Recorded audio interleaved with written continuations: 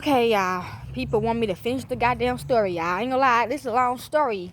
I got 4 more passages to go. Look here. I'm cooking too. So I finished the rest of these sermons later on tonight. So anyway, you shall make the altar of acacia wood 5 cubits long and 5 cubits wide. The altar shall be spread, and it shall be 3 cubits high. You shall make horns for it on its 4 corners. Its horns shall be of one piece with it, and you shall overlay it with bronze. You shall make pots for it to receive its ashes, and shovels and basins and forks and fire pans. You shall make all of utensils of bronze. This is like some Jeep Creeper shit right here. You shall also make for it a grating, a network of bronze, and on the net you shall make 4 bronze rings at its 4 corners. You shall set it upon the ledge of the altar, so that the net shall extend halfway down the altar. You shall make poles for the altar, poles of acacia wood, and overlay them with bronze. The poles shall be put through the rings, so that the poles shall be on the 2 sides of the altar when it is carried. You shall make it hollow with boards. They shall be made just as you were shown on the mountain. You shall make the court of the tabernacle. On the south side, the court shall have hangings of fine twisted linen, 100 cubits long for their side. Its 20 pillars and their 20 bases shall be of bronze, but the hooks of the pillars and their bands shall be of silver. Likewise, for its length on the north side, there shall be hangings 100 cubits long, their pillars 20 and their bases 20 of bronze, and the hooks of the pillars and their bands shall be of silver. Okay, this is for me. This is for me because I'm creating a machine right now in hell. Okay, I told you I'm stuck in the game in hell down here, you know. So this is me. This is how I'm supposed to be making that shit. Cause it say silver. All you see is silver. Shit, you don't see nothing about no damn gold. Okay, anyway. For the width of the court on the I'm doing that right now, y'all. I don't know how long it's gonna take me, y'all. Could it take them 7 years? Shit, let's see. I don't know. For the width of the court on the west side, there shall be 50 cubits of hanging, with 10 pillars and 10 bases. The width of the court on the front to the east shall be 50 cubits. There shall be 15 cubits of hanging on one side, with 3 pillars and 3 bases. There shall be 15 cubits of hanging on the other side, with 3 pillars and 3 bases. For the gate of the court shall be a screen 20 cubits long of blue, purple, and crimson yarn, and a fine twisted linen embroidered with needlework. It shall have 4 pillars, and with them 4 bases. All the pillars around the court shall be bonded with silver. Their hooks shall be of silver, and their bases of bronze. The length of the court shall be 100 cubits, the width 50, and the height 5 cubits, with hangings of fine twisted linen and bases of bronze. All the utensils of the tabernacle for every loose and all its pegs and all the pegs of the court shall be of bronze. You shall further command the Israelites to bring you pure oil of beaten olives for the light, so that a lamp may be set up to burn regularly. In the tent of meeting, see, I told you that they in the pit of hell right now, you know what I'm saying? But I still gotta put their soul in the motherfucking machine, okay? Even though they are already deceased, I still have to put their soul in the machine, okay? So that the lamp may be set up to burn regularly. In the tent of meeting, outside the curtain that is before the covenant, Aaron and his sons shall tend it from evening to morning before the Lord. It shall be put, okay, maybe the machines are all boys, okay? And they just call the second one 6 because, Jesus Christ, okay? But anyway, it shall be particular ordinance to be observed throughout their generations by the Israelites. Yay. Hey, I love this shit. Anyway, then bring near to you your brother Aaron and his sons with him, from among the Israelites, to serve me as priests. Aaron and Aaron's sons, Nadab and Abihu, Izhar and Ithamar. Then I gotta make 3 more. You shall make sacred vestments for the glorious adornments of your brother Aaron, and you shall speak to all who have ability, whom I have endowed with skill. They make Aaron vestments to consecrate him for my priesthood. These are the vestments that they shall make: a breastpiece, an ephod, a robe, a chikat tunic, a turban, and a sash. When they make these sacred vestments for your brother Aaron and his sons to serve me as priests, they shall lose gold, blue, purple, and Christmas yarn and fine linen. I think they actually helping me build this machine, okay? I'm the only one that can do it. I mean, the Israelites can, help me, but, not like that, though. They shall make the ephod of gold, of blue, purple, and crimson yarn, and of fine twisted linen, skillfully worked. It shall have 2 shoulder pieces attached to its 2 edges, so that it may be joined together. The decorated band on it shall be of the same workmanship and material of gold, of blue, purple, and crimson yarns, and of fine twisted linens. You shall take 2 stones and engrave on them the names of the sons of Israel, 6 of their names on one stone, and the names of the remaining 6 on the other stone, in the order of their birth.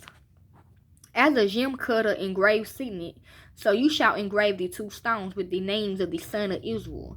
You shall mount them in setting a gold figure. You shall set the 2 stones on the shoulder pieces of the ephod as stones of remembrance for the sons of Israel. And Aaron shall bear their names before the Lord on his 2 shoulders for remembrance.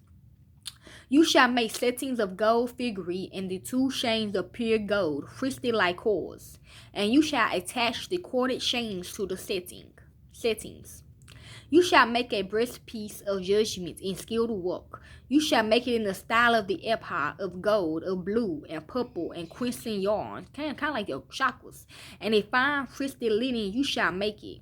It shall be squared and doubled, a span in length and a span in width.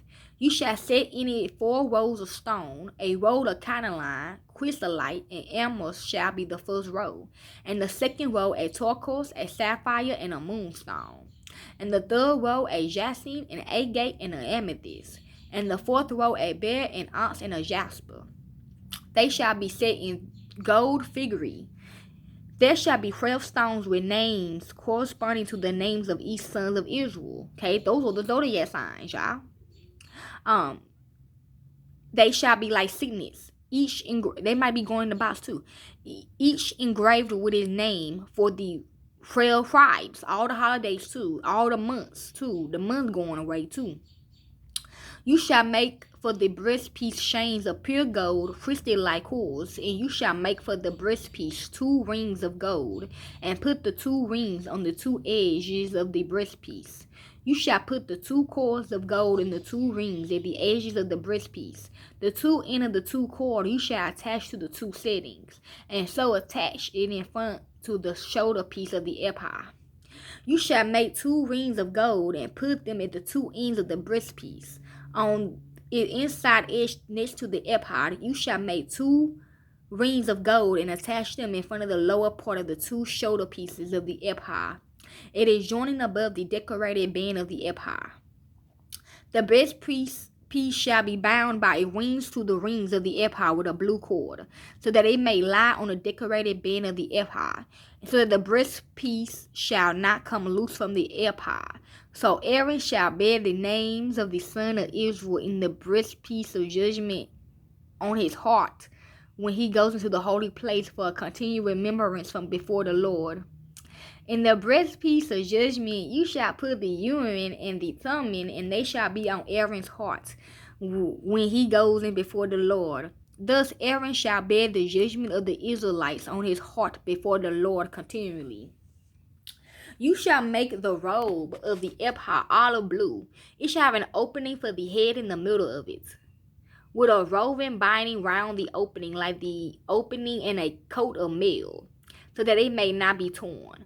On its lower hem you shall make pomegranates of blue, purple, and crimson yarns all around the lower hems, with bells of gold between them all around. They're telling me to listen. I am listening, but it's making me confused. Okay, I get it. Okay. a golden bell and a pomegranate autonomy all round the lower hem of the robe. Aaron shall wear it when he ministers, and he shall sound, and his sound shall be heard when he goes into the holy place before the Lord, and when it comes out, so that he may not die. Oh. Like they did that with Jill and Kia machines too. They went in there too. Even Albert Fisher, I seen it on the video. Albert Fisher even got in the machine with my daughter Jill while she was dying, and he wasn't touched. Okay, but I'm not going down there. I ain't like, but I got to fix it though. Now with Jill, now with Kia, I think that they was in there with her too. Okay, they can't die from it because they made it. Okay. And when he comes out there, he may not die. You should make a raw set of pure gold and engrave on it, like the engraving of a signet. Holy to the Lord, you shall fasten it on the turban with a blue cord. It shall be on the front of the turban. It shall be on Aaron's forehead, and Aaron shall take on himself any guilt incurred in the holy offering that the Israelite concentrated on their sacred donations. It shall always be on his forehead, in order that they may find favor before the Lord. You shall make the shining tunic of fine linen, and you shall make a turban of fine linen, and you shall make a sash embroidered with needlework. Ooh, okay. Oh, get my face back. For Aaron's son, you shall make tunics and sashes and headdresses. You shall make them for their glorious adornments. You shall put them on your brother Aaron and on his sons with him, and shall anoint them and ordain them and consecrate them, so that they may serve me as priests. You shall make for them linen undergarments to cover their naked flesh. They shall reach from the hips to the thigh. Aaron and his sons shall wear them when they go into the tent of meeting, or when they come near the altar to minister in the holy place. Or they will bring guilt on themselves and die. This shall be a particular ordinance for him and for his descendants after him. Okay? And this is what you shall do to them to consecrate them, so that they may serve me as priests. Take one young bull and 2 rams without blemish, and unleavened bread, unleavened cakes mixed with oil, and unleavened wafers spread with oil. You shall make them of coarse wheat flour. You shall put them in one basket and bring them in the basket, and bring the bull and 2 rams. Okay, 2 Aries, 2 Taurus. You shall bring Aaron and his sons to the entrance of the tent of meeting and wash them with water. Then you shall take the vestments and put on Aaron the tunic and the robe of ephod and the ephod and the breastpiece, and gird him with the decorated band of the ephod. And you shall set the turban on his head, and put the holy linen on the turban. Well, some we be wearing. You shall take the anointing oil and pour it on his head and anoint him. Then you shall bring his sons and put tunic on them, and you shall gird them with sashes and tie headdresses on them. And the priesthood shall be theirs by a prudential ordinance. You shall then ordain Aaron and his sons. You shall bring the bull in front of the tent of meeting.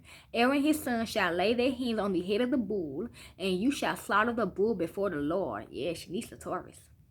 And put it on the horns of the altar with your finger. And all the rest of the blood you shall pour out at the base of the altar. You shall take all the fat that covers the entrails and the appendage of the liver and the 2 kidneys with the fat that is on them, and turn them into smoke on the altar. But the flesh of the bull and its skin and its dung you shall burn with fire outside the camp. It is a sin offering.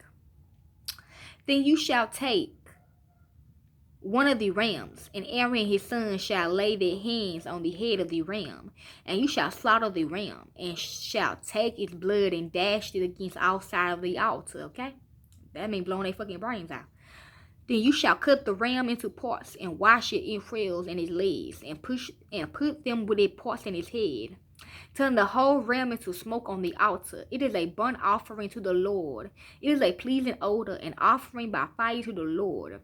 You shall take the other ram, and Aaron and his sons shall lay their hands on the head of the ram, and you shall slaughter the ram, and take some of its blood, and put on the lobe of Aaron's right ear, and on the lobes of the right ears of his sons, and on the thumbs of their right hands, and on the big toe of their right feet, and dash the rest of the blood against all sides of the altar. Then you should take some of the blood that is on the altar and some of the anointing oil, and sprinkle it on Aaron and his vestments, and on his son and his son's vestments with him. Then he and his vestments shall be holy, as well as his son and his son's vestments. You shall also take the fat of the ram, the fat tail, the fat that covers the entrails, the appendage of the liver, the 2 kidneys with the fat that is on them, and the right thigh, for it is a ram of odanis, and 1 loaf of bread, and 1 cake of bread made with oil, and 1 wafer. Out of the basket of unleavened bread that is before the Lord, and you shall place all these on the palms of Aaron and on the palms of his sons, and raise them as an elevation offering before the Lord. Then you shall take them from their hands and turn them into the smoke on the altar on top of the burnt offering, a pleasing odor before the Lord. It is an offering by fire to the Lord. You shall take the breast of the ram of Aaron's ordainance and raise it as an elevation offering before the Lord, and it shall be your portion. You shall consecrate the breast. My face. Yes, thank God. Oh Lord Jesus. Yeah, I've been waiting, y'all. Okay. And it shall be your portion. You shall consecrate the breast that was raised as an elevated offering, and the thigh that was raised as an elevated offering from the ram of ordainance, from that which belonged to Aaron and his sons. These things shall be a particular audience for Aaron and his sons from the Israelites. For this is an offering, and it shall be an offering by the Israelites from their sacrifice of offering of well-being, their offering to the Lord. The sacred vestment of Aaron shall be passed on to his sons after him. They shall be anointed in them and ordained in him. The son who a priest is his place shall wear them for 7 days. When they come into the tent of meeting to minister in the holy place, you shall take the ram of ordainance and boil its flesh, and it is a holy place. And it is a holy place, yeah. And Aaron his son shall eat the flesh of the rams and the bread that is in the basket at the entrance of the tent of meeting. They themselves shall eat the food by which atonement is made, to ordain and consecrate them, but no one else shall eat of them, because they are holy. If any of the flesh for the ordainance or the bread remains until the morning, then you shall burn the remainder with fire. It shall not be eaten, because it is holy. Okay. Part 4. After I get done cooking, y'all, because the kids ready to eat. Okay, I'm out. Peace.